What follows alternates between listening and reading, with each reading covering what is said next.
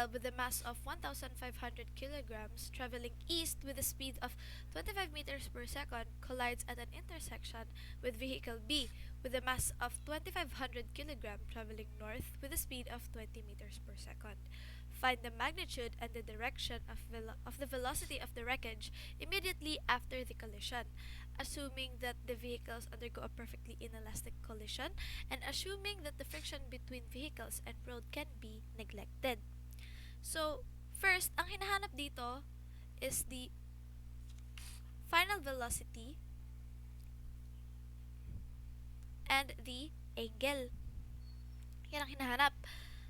For this, we can first make a simple diagram. This would be vehicle A. This would be vehicle B. Vehicle A is traveling east with a velocity of 25 meters per second. And vehicle B is traveling to the north, pataas, with a speed of 20 meters per second. This is the y-axis and this is the x-axis and this is the y-axis. So with that, we can now have an idea. First, we're going to use the conservation of momentum.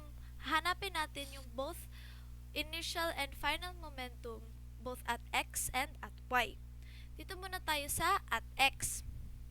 Sa at x, the initial momentum is equal to mass sub A multiplied by velocity sub A multiplied by velocity sub A, and that is 1,500 kilograms multiplied by 25 meters per second. And the initial momentum at x is 37,500 kilograms times meters per second. Yan. Next is the final velocity final momentum at x. After it's important to note na halimbawa, ito yung kalsada.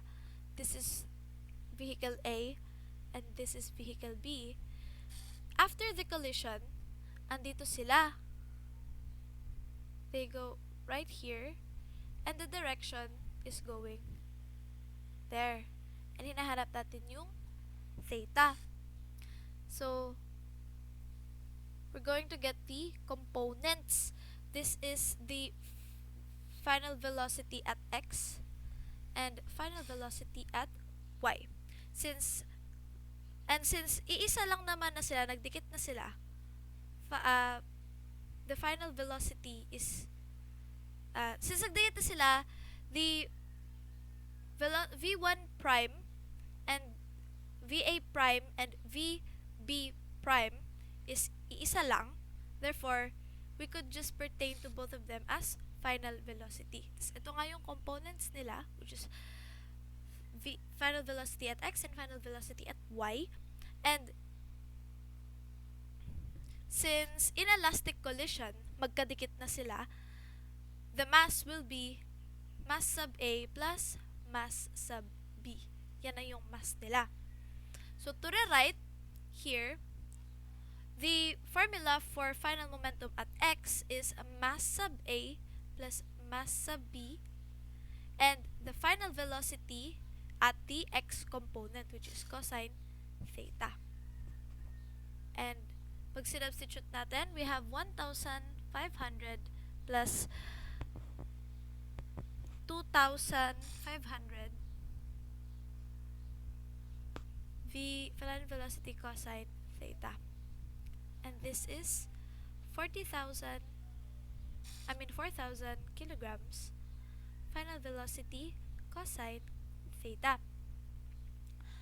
Yan. We now have the final momentum at x. Next, we're trying to look for the final initial and final momentum naman at y.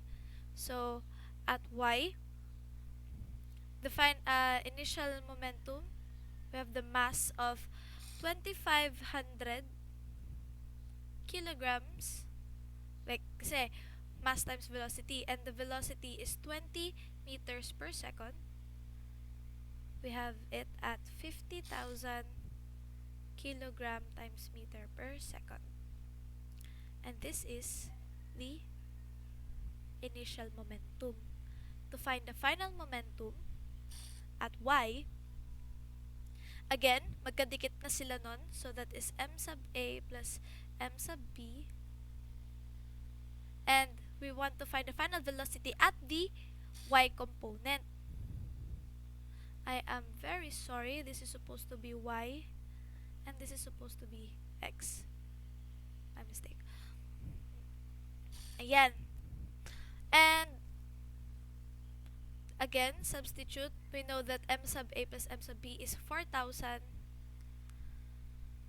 kilograms. Multiply by final velocity at cosine at sine theta. Yan. So we now have all of the momenta, lahat ng momenta. We can now, with this, we can now look for the angle. So, again, para makuha natin angle, we have at x, we have it 37,500 kilograms meters per second. Kasi nga, initial momentum is equal to final momentum is equal to 40,000 kilograms VF cosine theta.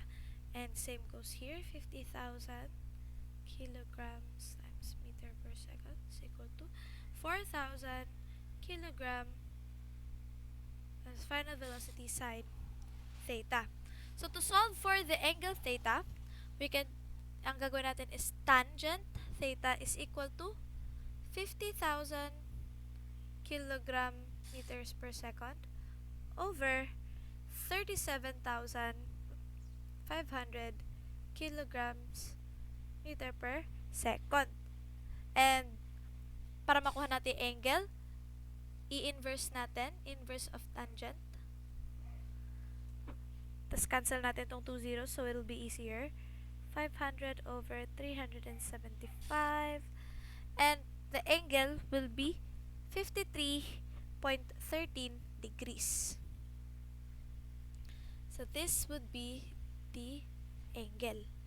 To find the final velocity, again, we can, with the conservation of momentum, which is initial momentum is equal to final momentum, we can use any of these two. Pero for now, we can use the momentum at y. We're going to use 50,000 kilograms times meter per second is equal to 4,000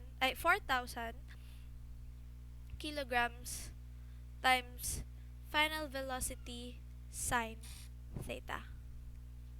Since we're looking for final velocity, we can divide both sides by sine theta, and 4,000, I keep making that mistake, 4,000 kilograms. And cancel. We now have final velocity is equal to 50,000 kilograms meters per second over 4,000 kilograms sine 53.13 degrees. And when we compute, we will get the answer, the final velocity of 15.63 meters per second. And this will be our final answer. Here we go. That's for this example.